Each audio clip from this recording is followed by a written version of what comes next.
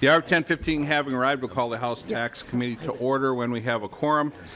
So we'll start out with Representative Wills' bill, House File 215. So members, would you please take out 215. So Representative Wills moves House File 215. Representative Wills, two-year bill. Thank you, Mr. Chair. House File 215 is pretty straightforward. Currently, nonprofits such as 4-H clubs, youth organizations is what we're focusing on here, have a tax exemption in a window of time of 5 days. So when they're at a county fair, selling milkshakes, whatever it might be, they have that tax exemption so that they can keep more of their profits to be able to repurpose and use for students to be able to participate in those programs who might not otherwise have the opportunity. And what we're looking to do in this bill is to expand that window from 5 days to 10 days to allow more county fairs to be included. There are several counties that fall outside that 5-day window, and includes Steele County, Martin County, Dakota County, Goodhue County, Mower County, Benton County, Freeborn County, Olmsted County, Rice, Anoka, and Roseau. So we want to broaden the opportunity for students and also just make it a little bit more fair across the state. We had this bill in the tax bill that passed bipartisanly last year and unfortunately was vetoed by the governor. So I'm hoping that since it was in our last tax bill that the chair and committee members would see fit to include it in this year's tax bill. And I also have Rosemount City Council member Jeff Weisencell here to explain the bill further if you'd like. I think we understand the bill, so can he be a resource? Absolutely. Okay, thank you. Anyone else wish to testify on behalf of the bill? With concerns? Does the department wish to testify? Not at this time, Mr. Chair. So good to have you back. I know you've been over in the Senate working very hard, but I missed you. Mr. Chair, Mr. Cummings. I do, I'm sorry, that I can do it after this bill. Let's do it after this bill. Okay. Okay, any questions for members? Representative Detmer. Yeah, Mr. Chair, where on the bill does it list the counties? Representative Wills. I apologize, Representative Detmer. I had that as some information that I had dug up on my own. It's not included in the bill specifically, but if you look at county fairs across the state, each one runs a different length of time, and that was the summary that we've come up with, that those particular counties fell outside the 5-day window. So it does include Chair all... Detmer. Mr. Chair, Representative Will, does it include all counties or just a select group? Up to 10 days. Representative Wills? So, I apologize. If the fair were over 10 days, like the state fair still doesn't qualify, then it wouldn't fall under this bill. It's just 10 days or less. Okay, thank you, thank you. Thank you, Chair Detmer. I'll officially call the House Tax Committee to order as we do have a quorum. Representative Vice Chair McDonald. Yeah, thank you, Mr. Chair. This is a question for Ms. Dalton. Ms. Dalton, my bill 605, House File 605 that does the same thing as, does it do the same thing as Representative Wills's bill? Ms. Dalton. Mr. Chair, Representative McDonald, I'm doing this from my memory, but I do believe this is one of the provisions in your other bill. Representative McDonald. Thank you, Mr. Chair. Thank you, Mr. Olson. Yes, I think it is as well. So Representative Wills, you were not here because you gave birth to two beautiful babies, Shalom and, don't tell me, Shalom and, darn it. Joe. I forget. Oh, Solomon, King Solomon, yeah.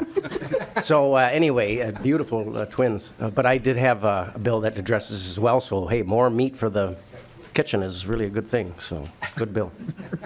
Any other questions for members? Not a Okay, we do have a testifier.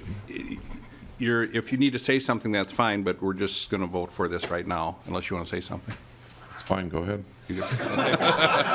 Representative Wills moves House File 2015 be later for possible inclusion in the omnibus tax bill. Thank you, everyone.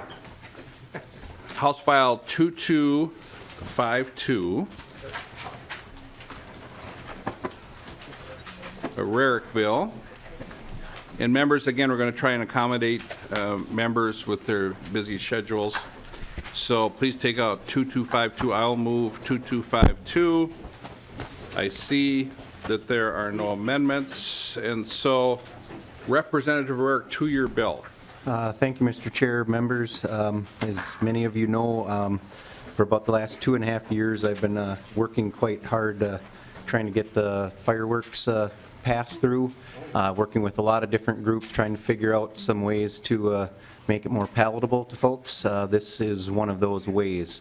This is a tax piece that we're looking to dedicate 25% of the sales tax revenues from fireworks to volunteer fire assistance grants and another 25% to the fire safety account.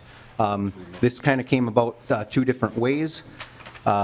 In doing my studying and what other states have done, I found a couple other states have done stuff very similar to this.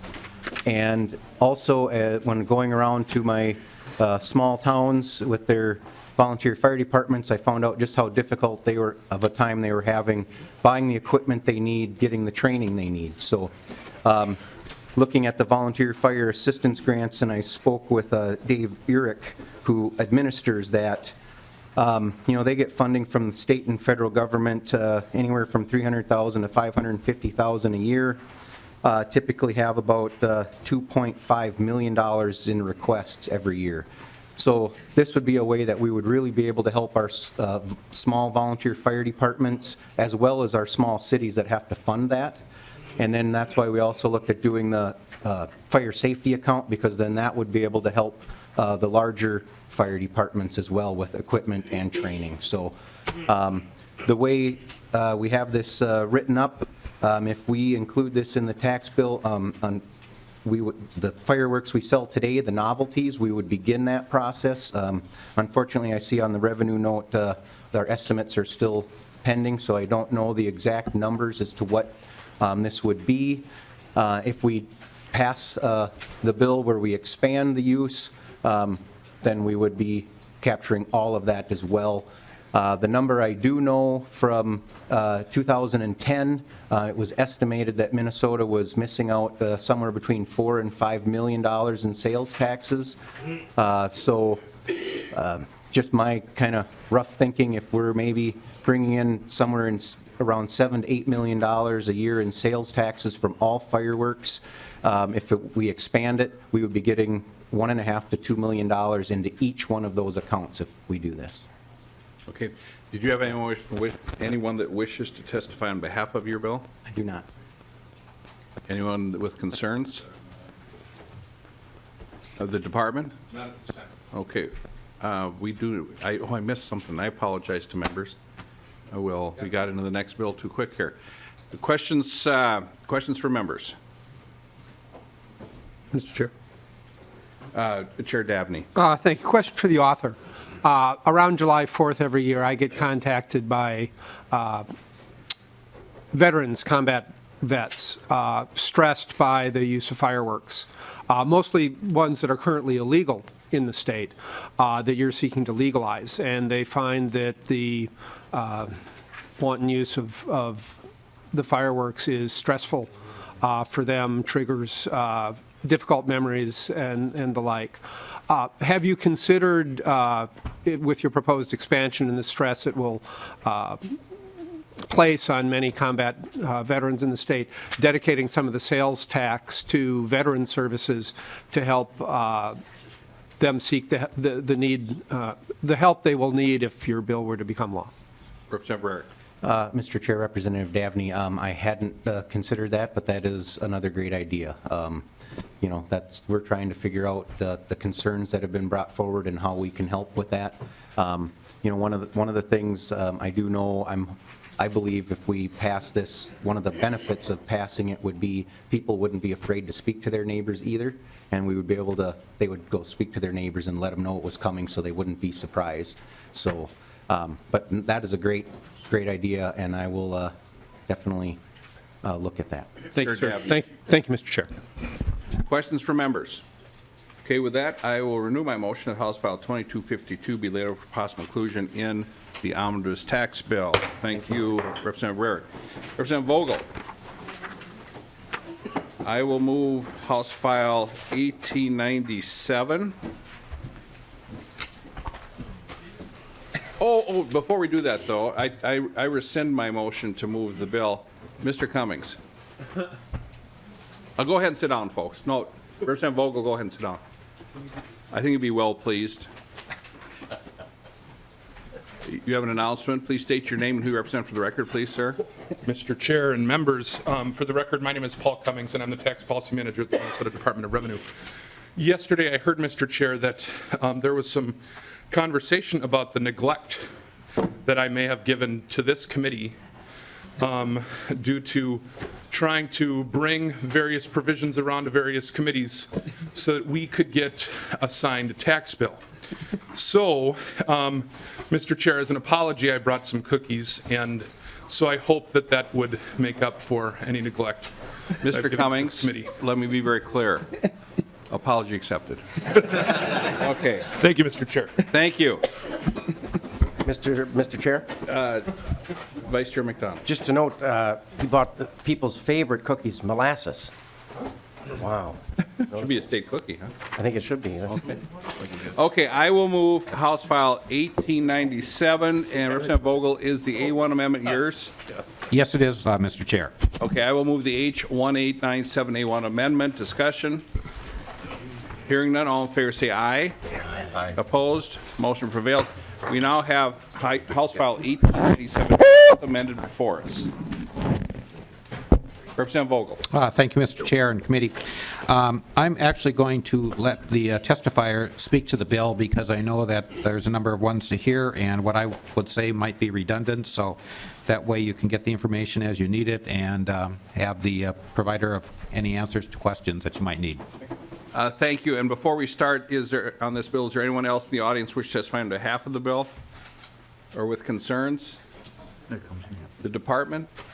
Not at this time, Mr. Chair. Thank you, Mr. Cummings.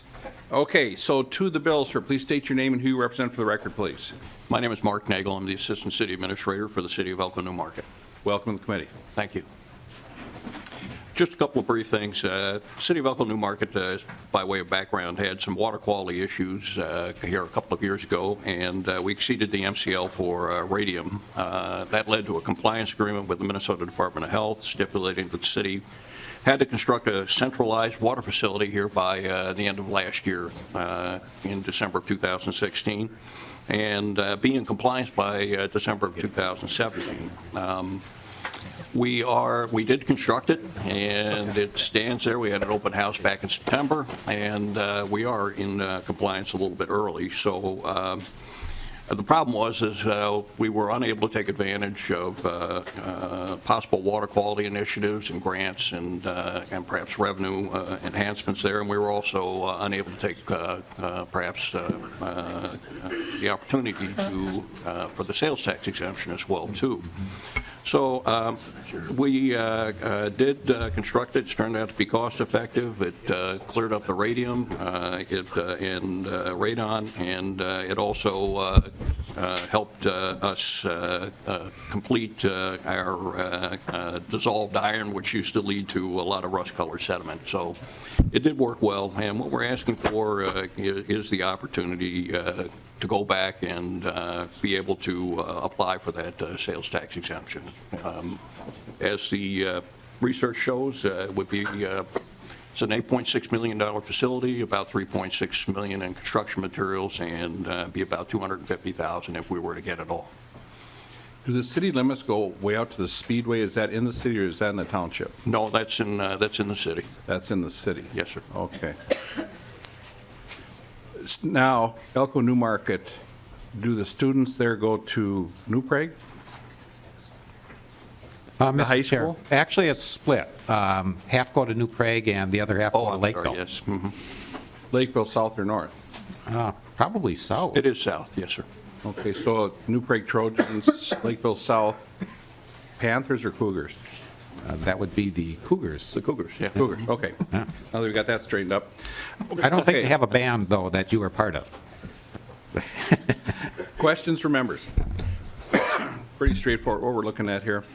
Okay, thank you. So I will move House File 1897 as amended to be later for possible inclusion in the omnibus tax bill. Thank you, Representative Vogel, and to your witness. Thank you, Mr. Chair and committees. Thank you. Let's go to Representative McDonald, or do we have any non-members here? Is Jessup here? Okay, Representative McDonald will move. Vice Chair McDonald moves House File 1641 members, so if you'd pull 1641. And Representative McDonald, is that your DE1 amendment? Yes, Mr. Chair, it is. Okay, so Representative McDonald moves the H1641DE1 amendment. Any discussion? Hearing none, all in favor say aye. Aye. Aye. Opposed? Motion prevails. We now have House File 1641 as amended, two-year bill of Vice Chair McDonald. Great, thank you, Mr. Chair. Members, it's a very simple bill. What this bill will do will allow a sales tax exemption on the admission and parking to county fairs to be sales tax exempt, and then that money is put back into the fairs and or the entity that rents out the fairgrounds to be used to improve the facilities and the grounds of the state fair. Some of these buildings are quite old and always need maintaining and fixing up, so that money then is used to maintain and fix up the state fairgrounds. Great little bill, and I will yield for questions, Mr. Chair. Okay, first of all, is there anyone wish to testify on behalf of this bill, other than the witness at the table? Anyone with concerns? The Department of Revenue? Not at this time, thank you. Thank you, Mr. Cummings. Okay, please state your name and who you represent for the record, please, sir.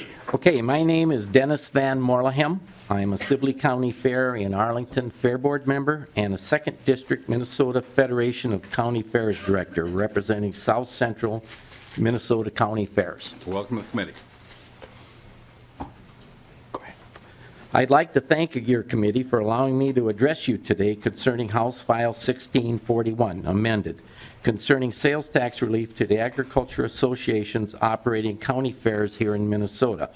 Our nonprofit organization, set up in 1854, called Agriculture Associations, given special recognition in Minnesota Chapter 38 statutes to provide agriculture education as well as yearly fairs have taken place without interruption till this day. Part of this authority is directors shall be elected and serve unpaid, which we happily observe. All income is turned back to operating our annual fairs and grounds upkeep. Many of our grounds and buildings date back to the very beginning. The facilities are getting long in the tooth with small buildings, poor roofs, inferior lighting, little if any ventilation, narrow doors, and few windows. The advent of modern equipment has left facilities meant for hand labor and upkeep sorely inadequate. New advances in agriculture will not fit in the buildings. Insurance for the buildings and grounds have skyrocketed. Grandstands are outdated. Labor is growing out of sight. Our fair boards have taken on to doing much of the labor and upkeep due to financial restraints, but are falling behind. When we get done with our fairs each year, most of us are lucky to break even. We have taken to adding to our income with non-related projects to raise more money to keep even. Again, here we are non-paid, asking for even more time to do whatever is needed to keep our fairs up to date in an ever-increasing difficult time. Our treasurers are often unpaid and are being asked to do more to borrow money and pay interest with depleted funds. Our members write grants, ask for donations, and dig into our own pockets, somehow put on a better fair again the next year. Thank you very Thank much, you. sir. Would you like to wrap it up? Oh, Representative Petersburg and then Grunhagen. Petersburg. Thank you, Mr. Chair, and I just wanted to say, come down to the Steele County Fair. It's the largest free county fair in the state. How's that for a plug? But no, my question is... Shameless. It is shameless, absolutely. My question is, do you happen to know how many of the county fairs around are free and how many do charge admission? An exact number I would not. I can tell you it probably is about half of the 95 that have free fares and probably free parking. Many of the free fares charge for parking on account of not having room for everybody. Sure. Right. Yeah, thank you. And I know that they also get a lot of funding from the vendors and so forth as well. But thank you for the bill and thank you for your presentation. Representative Petersburg, I will vouch for the Steele County Fair. I used to live in Steele County for a couple of years, and that was quite an extravaganza. Representative Gruenhagen. Oh, thank you, Mr. Chair. Yeah, just, I wanted to thank Dennis for coming down, and Dennis is a perfect, I'll vouch for everything he said, and Dennis is a perfect example of a person who works tirelessly to make the community better, works tirelessly for the fair, and he's simply a great American and a great Minnesotan, and I'm proud to represent him. I'm not sure he votes for me, but I am proud to represent him. Thank you. Questions for members? Questions for members? With that, we're going to wrap it up. Vice Chair McDonald. Yeah, thank you, Mr. Chair. Well, members, just to wrap it up real quickly, the county fairs are the fabric of America, the cacophony of melting pot of Minnesota, and great food and fun and neighbors and from the city folks to meet the farm folks. Great organization, great times at your county fairs. For those of you, and I've heard from some on the committee that haven't been to the county fairs, make sure you get there this upcoming year. They're a wonderful place to meet, greet, and eat. So with that, I would ask for your permission or your support, Mr. Chair, of this great, small little bill that'll help the county fairs. Thank you. So with that, Vice Chair McDonald renews his motion 1641 as amended be laid over for possible including the omnibus tax bill. Thank you. Thank you. Thank you. The gentleman.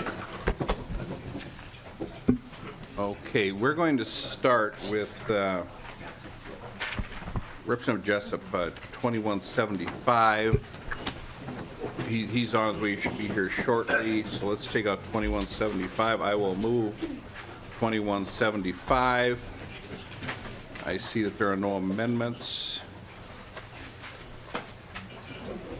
Ms. Dalton, can you describe the bill, please? Mr. Chair, members of the committee, House File 2175 provides a sales tax exemption for material supplies and equipment used in a private redevelopment project at the former Twin Cities Army Ammunition Plant site. The exemption is for the period July 1, 2017 to December 31st, 2022.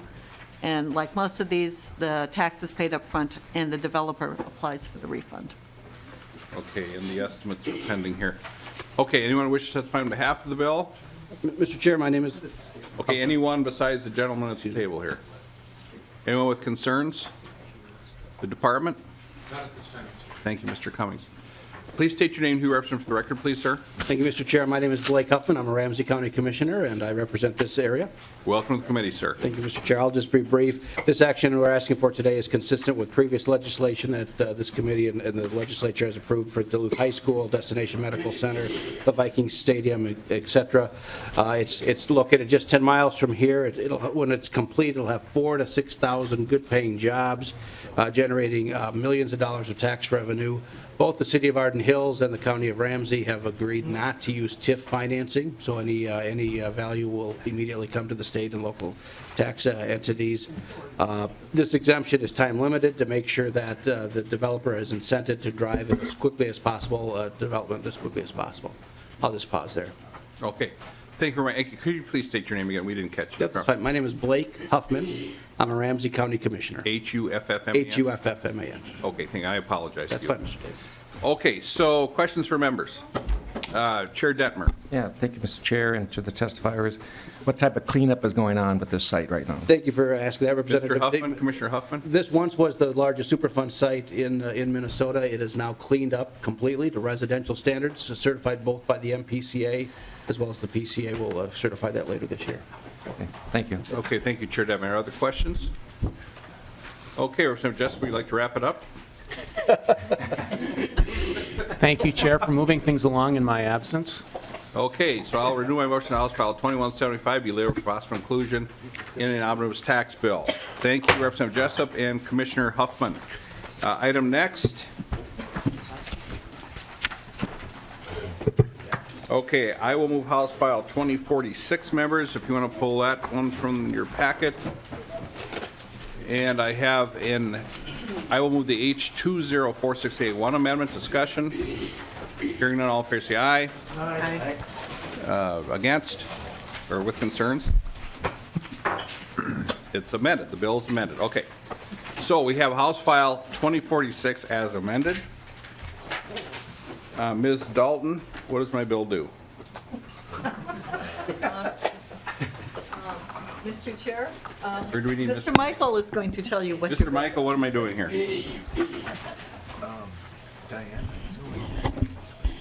Mr. Chairman, what the bill does is to provide a non-refundable 20% tax credit for charitable donations of prepared food by businesses that are that essentially are restaurants. I think this bill was heard last session, so people perhaps remember the earlier version of this. Yeah, this is a really good bill. Yeah, okay. Anyone wish to testify on behalf of the bill? With concerns? The department? Not at this time. Questions for members? No. I will renew my motion to House File number 2046 as amended be later for possible inclusion in the omnibus tax bill. Item next. 2143. Okay, this one. Okay, I'll move House File 2143, members.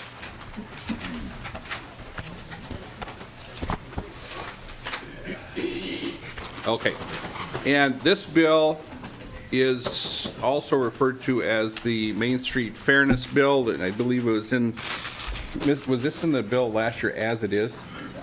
No changes? Okay. Okay, so what 2143 is, the Davids Marquardt Bill is also known as the Main Street Fairness Bill. And this idea came to me many years ago when a constituent of mine that owns Drury's Furniture, Mike Drury, was president of the Minnesota Retailers Association, and he invited me over to his store, which we buy a lot of stuff there anyways, but so I'm very familiar with the store, but he gave an example of some folks came in, looked at about $30,000 worth of furniture, a full bedroom set, a full dining room set, Thomasville. And when he followed up to see if they were interested, they said, well, they had gone on the internet and bought all that furniture from Thomasville, North Carolina, didn't pay a dime of sales tax on it. So now, by law, of course, they're supposed to pay what? They're supposed to pay use tax. I don't know a whole lot of folks, I can count on one hand, that I've ever heard of paying a use tax. So this says you have to pay the sales tax, and we really mean it, is what this bill does. So with that, is there anyone wish to testify on behalf of the bill? Do you have anybody like to testify on behalf or come on down. Is there anyone who would like to testify with concerns on the bill? This is concerns. Oh, you have concerns? Yeah. Well, then you can't testify. Okay. Let's start out with supporting, and then we'll go to concerns. Department?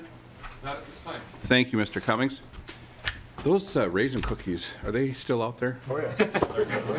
They're gone? They're gone. Well, I'll pick them up at the end of the meeting. We're moving right along here.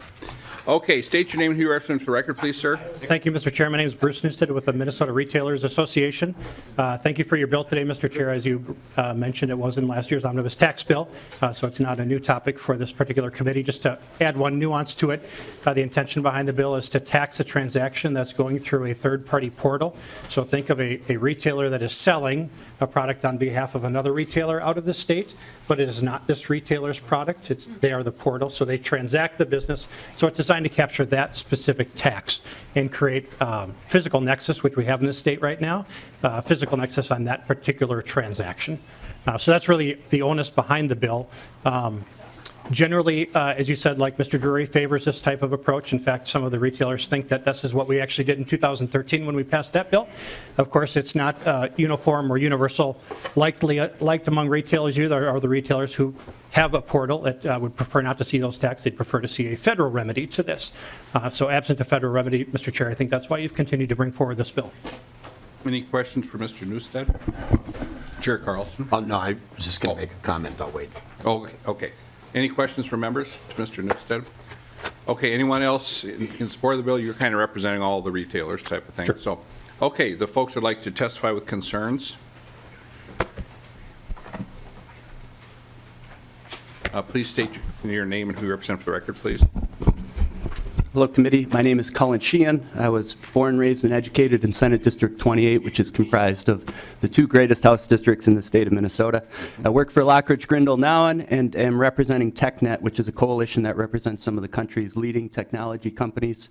A representative could not be here today, so we will be handing out a letter stating their concerns. And thank you for that. Which I'll have a brief summary of here. Previous comments were correct. Of course, they have to be in tax committee. Here, some of the concerns in brief summary. One, TechNet believes this is an issue that Congress needs to address, not 50 different state legislatures. Two, the TechNet members have concerns about the feasibility of collecting and remitting sales taxes that are typically the responsibility of the buyer or the seller of products. And three, the bill impacts businesses that have no physical presence in the state of Minnesota. So thank you for your time and consideration of TechNet's concerns. Thank you very much, Mr. Sheehan. The next gentleman, please state your name, who you represent.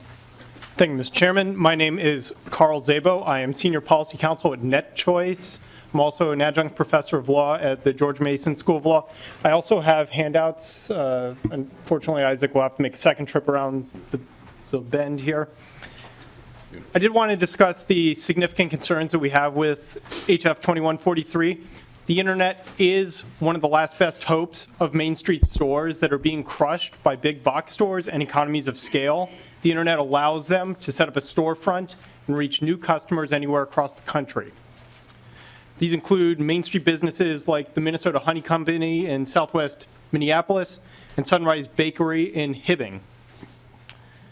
At the same time, HF 2143 creates a disincentive for innovation and business development in Minnesota.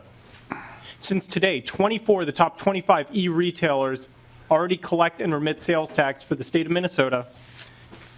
This bill has much ado about very little. And when polling shows that 8 out of 10 of even New Yorkers consider this a new tax, and since any new tax collected only comes from the pocket of Minnesota residents, this bill represents all pain and no real gain. There's also the unconstitutionality of the bill, which will lead to a likely injunction. And as a point of reference, just last week, South Dakota Circuit Court found their similar tax grab unconstitutional. This is why no state has passed a law like this, and why in 2015, New York considered and rejected it. Often there are discussions of a level playing field. Well, SF 2143 is like making the Mall of America liable and responsible for all the sales taxes collected and remitted by every one of its stores and every one of its cards. So we ask that you protect Minnesota businesses, Minnesota Main Street, Minnesota from costly litigation, and Minnesotans from a new tax, and that you not move forward with HF 2143. I'll put you down as a maybe on that one. Ms. Dalton, in this, you would just say this is a new tax. Isn't this just collecting an existing tax that's been allowed to collect, Ms. Dalton? Mr. Chair, members of the committee, that is always the big debate. As Chair David pointed out, use tax is owed on any taxable item brought into the state that sales tax has not been paid on, with a small de minimis exemption for some personal, but it's very hard to track. This bill actually addresses the agency issue. When does a retailer have nexus within the state because somebody is acting as an agent? And what this bill does is says, if you are being represented by a marketplace that has presence in the state, you also, they are your agent and you have presence in the state and therefore must collect the sales tax. Ms. Dalton, is there anything in here about some various court cases? Was there a time frame if the court rules a certain way on Quill, was it, or? Mr. Chair, members of the committee, this does have a delayed effective date. It won't be effective until July 1, 2020, unless the U.S. Supreme Court overturns or expands the duty to collect under Quill, or Congress enacts a law authorizing the sales tax. You said effective. That reminded me of, I had a boss one time that told me that my pay raise would be effective when I was. Whatever, no, it wasn't my wife. No. Okay, George Mason Patriots, I believe, right? Correct. All right, go Patriots, what I say. Questions to the testifiers. Chair Anderson S. Thank you, Mr. Chair. And I'm not sure if Mr. Zabel or Mr. Sheehan have any data on this, but do you have any estimates, at least in the areas that you work in, and how big of a sales tax increase this would be for consumers? Great Mr. question. Zabel. Mr. Chair, may I respond, please? Yeah, you just called Thank it. you. Yeah. Representative Anderson, essentially, the way to think about it is, and this is what the polling shows, that whether the tax is owed, let's be clear about that, it is a use tax. But what we're also creating is new tax liability on these marketplaces. So we are shifting the tax responsibility from the individual to remit it, and we are placing that burden right on the marketplace itself. A way to think about it would be, right now Minnesota doesn't tax clothing, and I suspect back to school time, North Dakota and South Dakota residents probably drive across the border, go to the Mall of America, buy a lot of clothes, and then drive back across the border. Those residents should remit those taxes. What this bill essentially does is shift the liability to the marketplace for being responsible to know the tax rules and rates of those states, and at the same time to make that collection. It's uncertain how much of a tax increase this will be because it depends on how it gets applied. One of the things that every marketplace could simply do is just move their physical presence out of the state and continue to sell into Minnesota and alleviate themselves of the responsibilities of this bill. Chair Anderson, yes. So, Mr. Chair and Mr. Zabo, so if I'm to understand this correctly then, if the Department of Revenue were to audit you and say, well, no, you didn't collect this properly, then the business is going to be charged. And we had a conversation about this yesterday in the They can private do a letter. private letter ruling. Yeah. Well, it gets to that issue, so they could potentially be on the hook for a lot. Are you anticipating that consumer prices of goods then would increase? Or how, is there any conversations about that for both of you? Mr. Zabel. Of course, any cost on a business invariably gets pushed down to the consumer. Any new tax applied to a business invariably gets pushed down to the consumer. Representative Anderson, I think you bring up a really interesting point about demand letters from tax collectors, because one of the real challenges that a lot of people face, my mom actually sells her jewelry that she makes at her house online, is the idea of a tax collector sending you a demand letter. They don't actually need to do a full audit to send the demand letter. They'll come up with a number and they'll say you owe $1 million. You owe $10,000, you owe $1,000. And unless that number is higher than the cost it takes to hire an attorney to travel and challenge that in court, those are going to be substantial costs. You may just end up paying it out of pocket. But invariably, and you bring up a really good point, those new costs to any business get pushed down to consumers.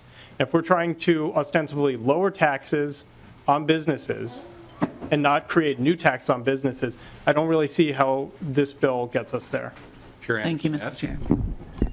Okay, now we've got a couple of inconsistencies, Mr. Zabel. You said the tax is owed. Is that correct? That is correct. The tax is owed. So if the tax is owed, how is it a tax increase, a new tax, or a new cost? May I Mr. Zabel, yes, Yeah. sir. So the way that it's a new tax is you are shifting the tax liability, this bill is shifting the tax liability from the individual, in the case of a use tax, to the business. And that's how it is creating a new tax liability on the business. So a new tax liability, not a new tax. Correct.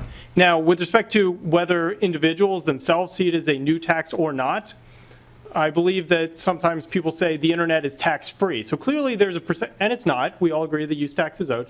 So clearly there's a perception amongst your constituents, amongst your voters, that this would constitute a new tax.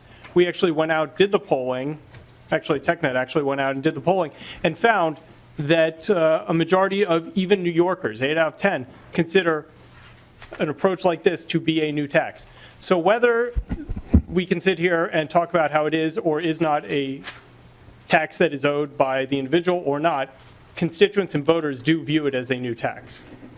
Okay. Representative Christensen.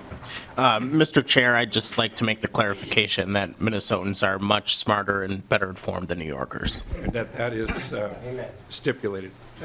Yes, let's go to Ms. Dalton a second here, has a comment.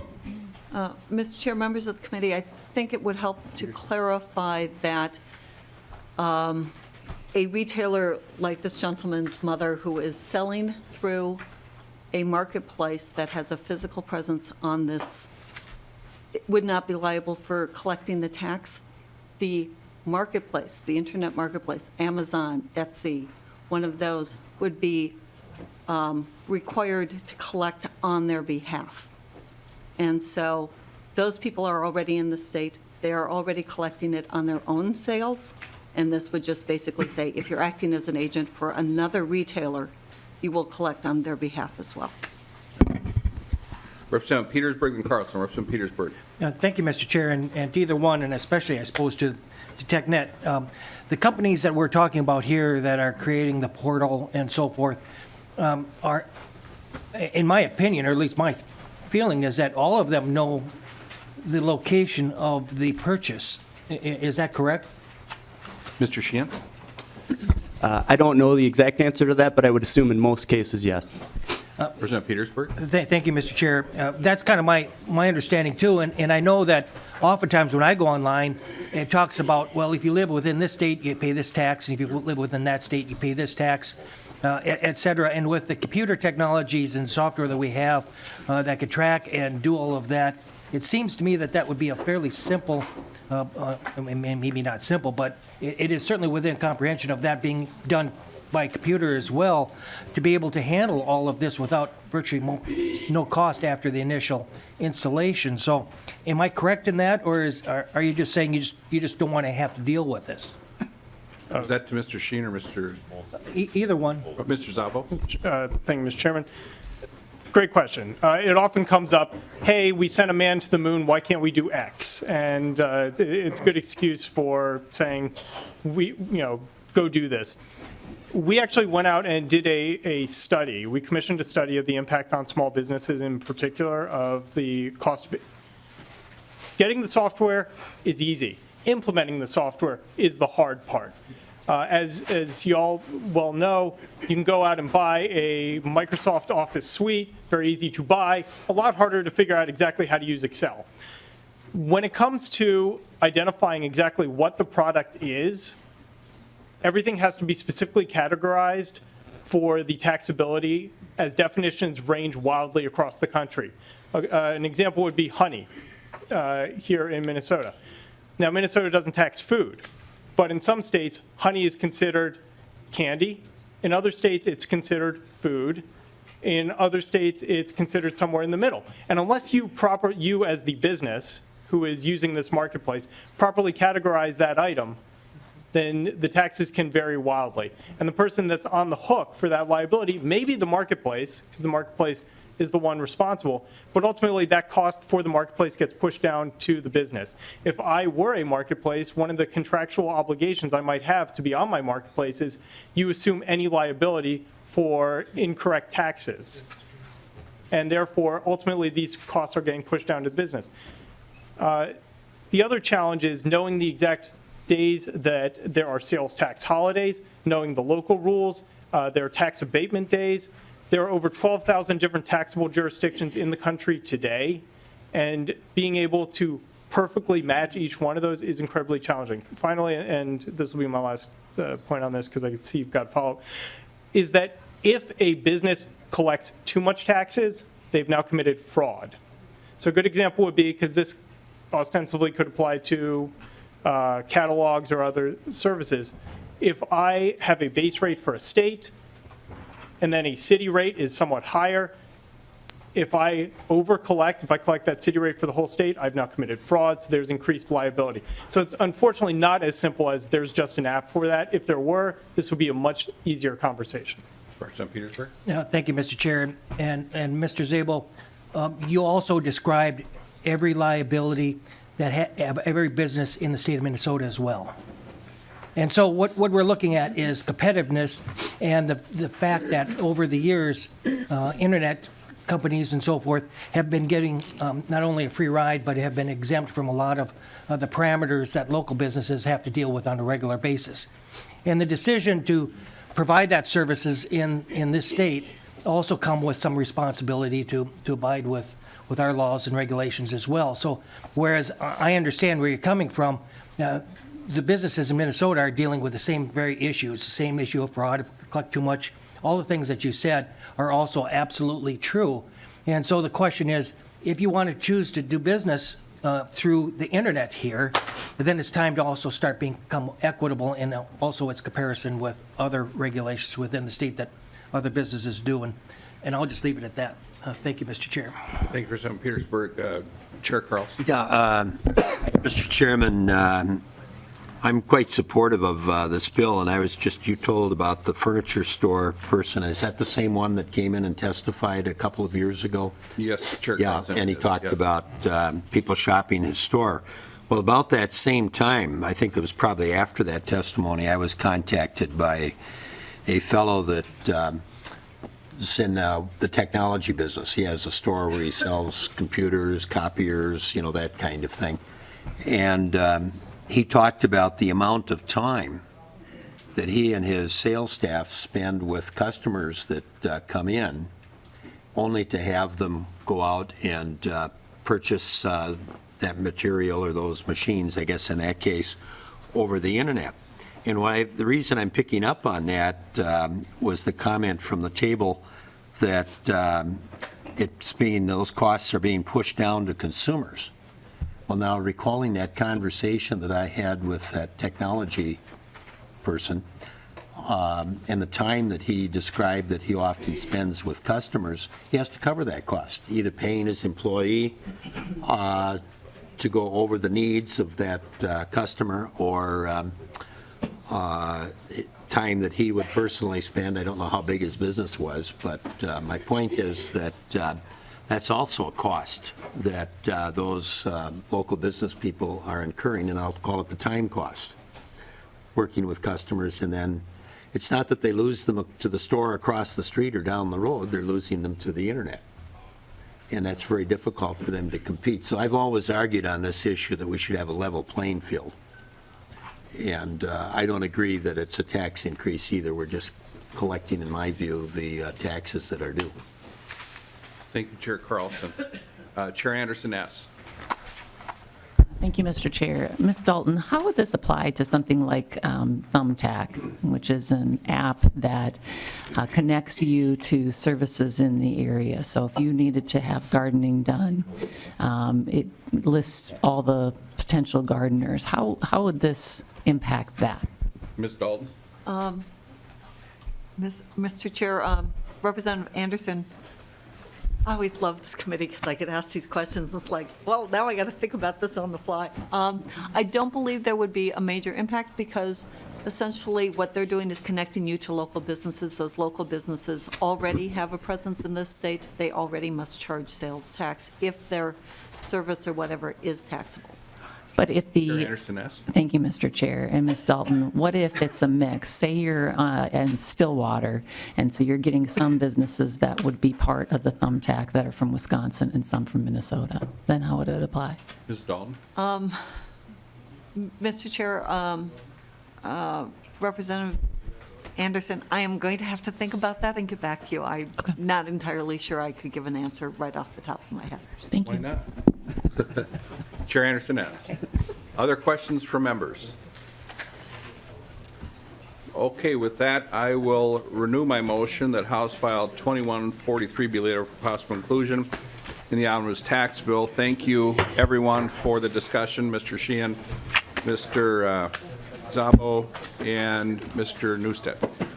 Okay, item next, Representative Loeffler moves the minutes of March 15th, and I will apologize personally to Representative Schultz, but to keep things going here, we kind of need to do this. So, moves the minutes of March 15, 2017. Any discussion? Hearing none, all fair say aye. Aye. Opposed? Motion prevails. Thank you, Representative Loeffler. Item next is 2328. This is a David's bill that has to do with sales tax issues with a Super Bowl host committee.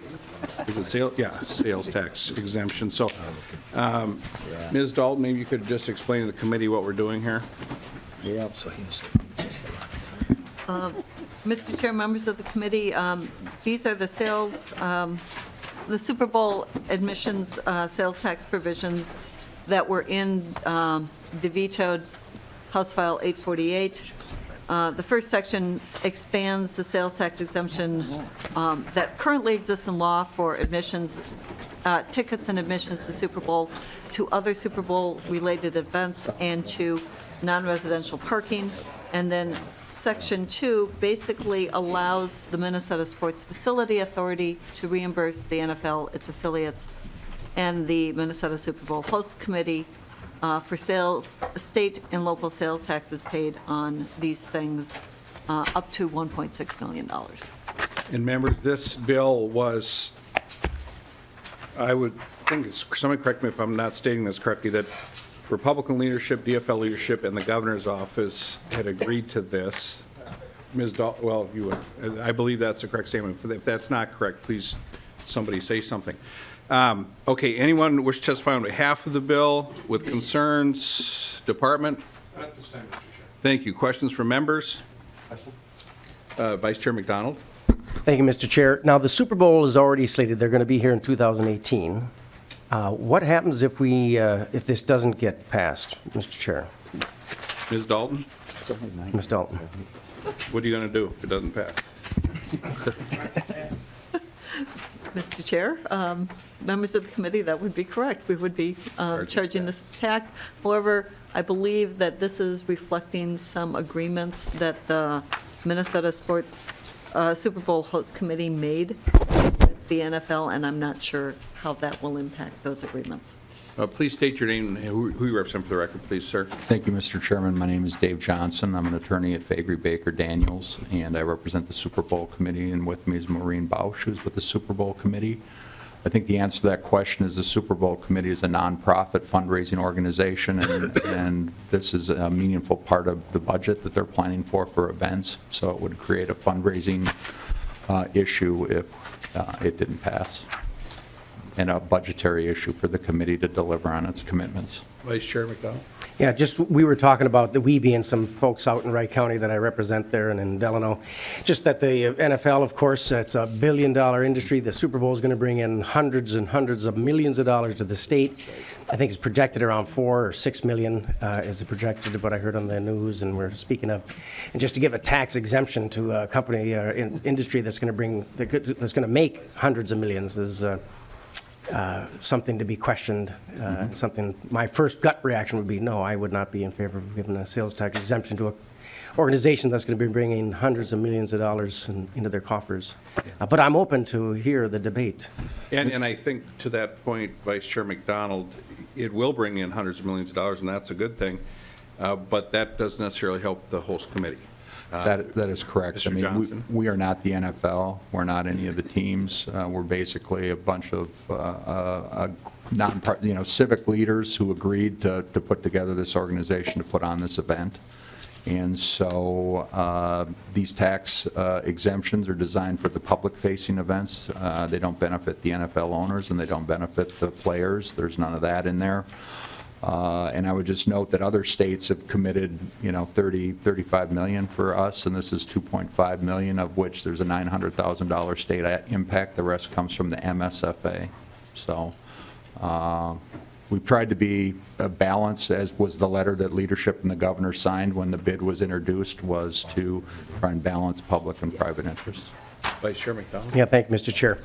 Mr. Dorman, I do understand, and all cities do this that hold the NFL. I get that. They have a pretty big, they have like that Thor hammer.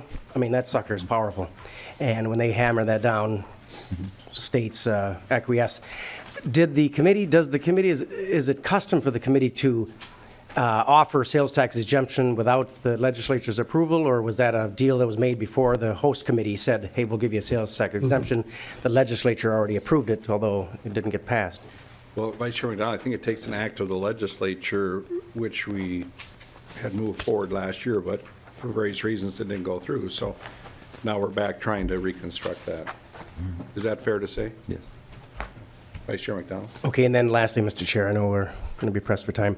In the overview through the House summary, it does say that it allows the Sports Facility Commission to reimburse the NFL and its affiliates, maybe the host committee is an affiliate, and the Super Bowl host committee, the sales tax. So it seems like everybody's going to get a little piece of the pie. Is that correct? Mr. Johnson? Well, thank you, Mr. Chair and Representative McDonald. The MSFA, that's money that comes from the authority and from events at the stadium. So it's really, some of those entities there working to reimburse for events related to putting on the event. So vendors come to town to do the build-out, to do some of the construction. They can get a rebate on some of that. Again, Jerry Jones isn't getting a tax break that somebody else is paying for. Vice Chair McDowell. And just for the record, I'm a sales tax exemption kind of guy. Most all my bills were sales tax exemptions for nonprofit groups, 4-H, Lions clubs, et cetera, et cetera. So I get it. I just need to voice the opinion from folks in my district that share the same concerns that I had. Thank you. Vice Chair McDowell, maybe they could attach this provision to your bill. I'll second that motion. Okay. Okay, Chair Dabney. Thank you, Mr. Chair, and clarification here. In exempting the Super Bowl and its affiliates, let's start with the language related events, and that doesn't seem to be defined in the bill. And I guess that's a concern about how broadly do we determine related events. If I host a party and on Super Bowl day, because we can't afford tickets, but if I host a party and buy a bunch of paper plates and cups and things like that that would normally be sales tax, that's related to the Super Bowl. Do I get a sales tax exemption? Mr. Johnson. Mr. Chairman, Representative Dabney, the intent of the bill is to limit it to those events that are named. The language could probably tightened up a little bit, but the intent is to those are the community outward facing events. So, my reading of the statute, or at least what the intent is that you wouldn't be able to get that exemption. And if, the owners decided to have a party, they shouldn't be able to get it either. Mr. Chair. Chair Dabney. Mr. Johnson, I agree. I shouldn't be able to get it, but the language of the bill doesn't say that. The language of the bill, I think, is too broad, and staff may disagree. But when it says some of the language is just overly vague. But a second question, does this also exempt the local option sales tax in Minneapolis? My concern being that these nice people are inviting tens of thousands, hundreds of thousands of people to my city.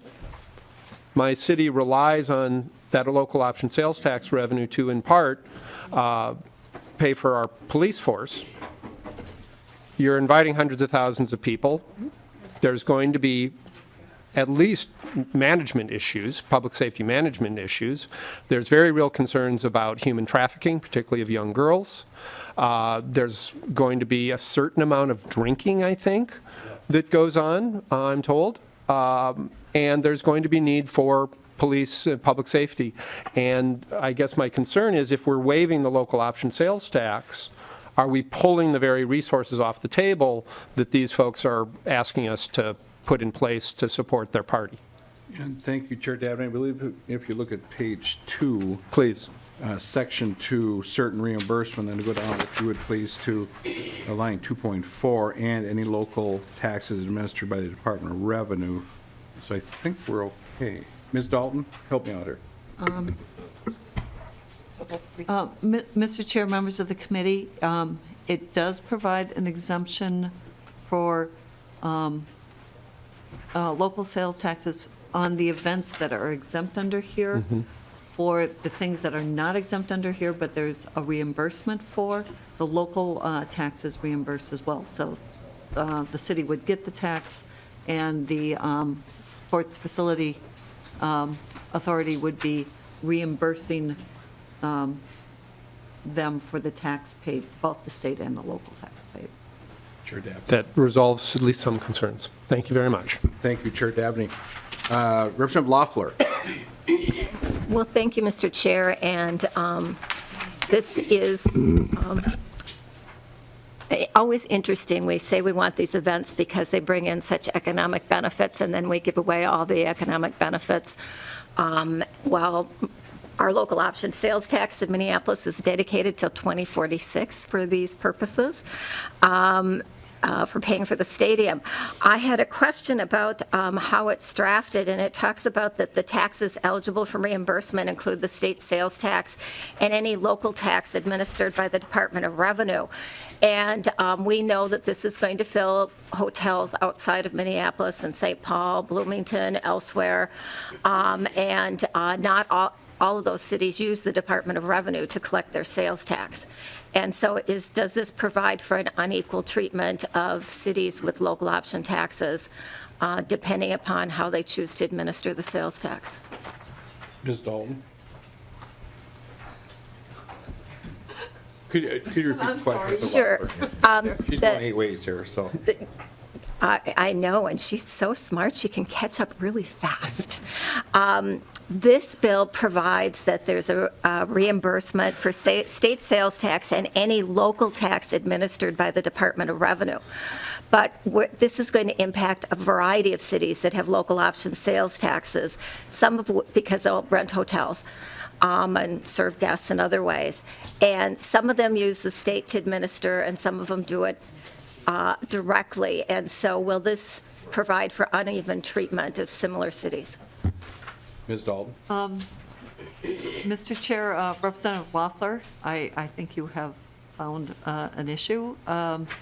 Minneapolis is collected, has their local sales tax collected by, their local lodging tax collected by the state. I believe like Bloomington does not, and so this could be an issue. Mr. Chairman? Mr. Chair, Representative Loeffler?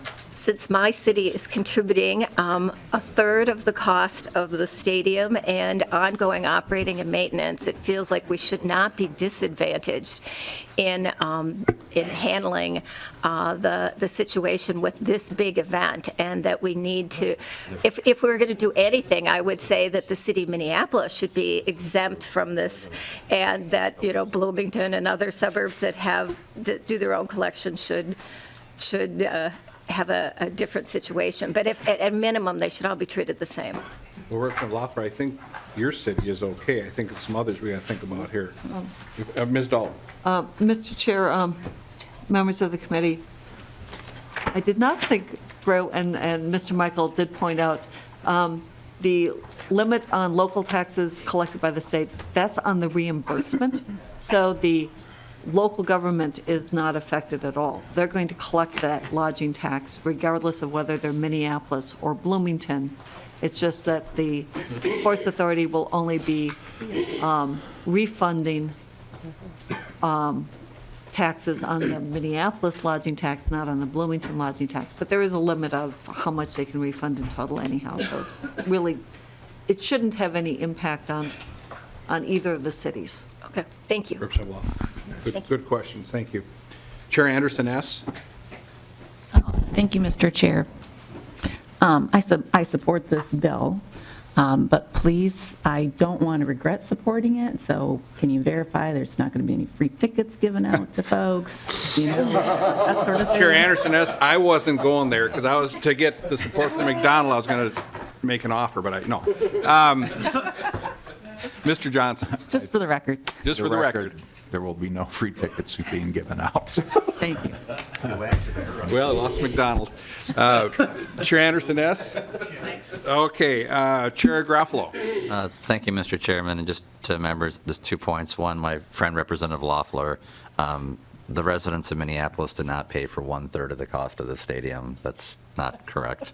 Number 2, I do think it's important for members to point out that as part of the offer to the NFL, as part of the package of this, this was something that was signed off on by all legislative leaders on a bicameral, bipartisan basis. So earlier to your question of what would be the consequences of it, I think the consequences of us not passing this would be that when Minnesota comes in and makes an offer for a world-class big ticket event, that they're not going to be able to trust us, and that's probably a bigger issue than the substance of this bill. So I would just encourage members to demonstrate our support for this and make sure that those who are watching or concerned about it know that they can, when the state of Minnesota says something, it means it, and you can trust our promise. Thank you. Thank you, Chair Garofalo. Other comments or questions from members? Lead Marquardt. Thank you very much, Mr. Chair, and maybe this has been covered, but what has been done in the past, back in the early 90s when we had the Super Bowl and we had the Final Four NCAA basketball tournament? I think there were tax exemptions given then also, but can anyone remember what was done? Mr. Michael? Seems like yesterday, doesn't it? Mr. Chairman, no, it doesn't, but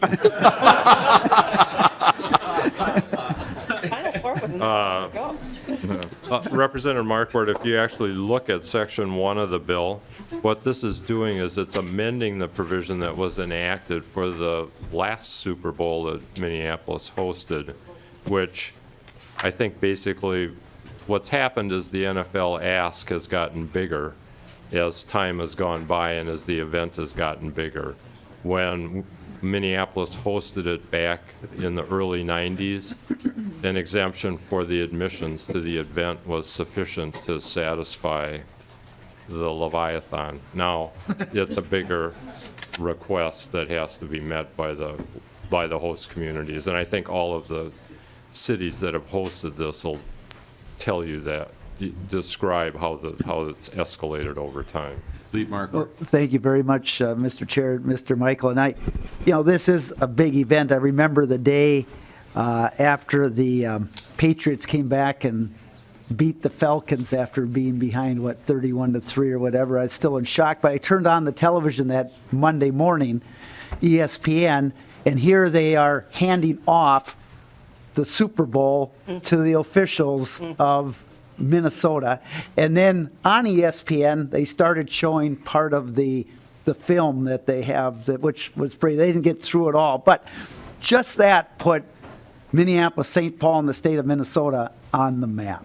And there's no doubt that there's going to be a lot more pluses than anything else from this event. And I wish the committee the best, because it is a great time to showcase. And I'm hearing some of the things they're going to do. They're going to try to make this ice palace by the cap. I mean, there's all these things that these groups are looking to do that's going to involve actually all of Minnesota. Even finding out on some of the, where they're going to get the ice, they go around to spots in Minnesota to get the ice to do these type of things. So, yeah, I mean, it looks, and I do hope there's public safety concerns, I know, in the area that I hope can maybe be taken care of also. But this is really going to, I mean, this is a worldwide event. And when Minnesota can get that, we need to put our best face forward. So I'm in support, Mr. Chair. And Lead Marquardt, what year was that?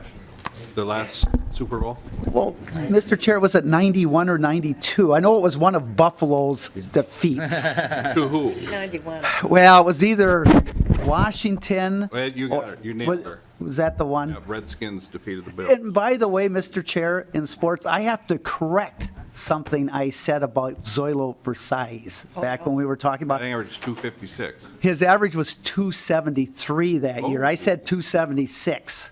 But the reason he got the MVP that year is he led the league in total bases, doubles, and triples. He had like 45 doubles and 12 triples and 308 total bases. I went back, but he only batted 273, which I think you were right, which is probably the lowest of all the MVPs. And I think he had 19 home runs or something like that. Pretty good for a shortstop. Did he have a Gold Glove that year? I didn't I'll see have to look that. that Yeah, I didn't. Kelly, So I'd like to correct the record from that day. So yes. Ms. Windsor, sorry. Okay, with that, any further discussion from members, questions? If not, I will renew my motion that House File 2320 be laid over for possible inclusion in the omnibus tax bill. Thank you for the discussion. Thank you for your help on the issue. Okay, item last, I will move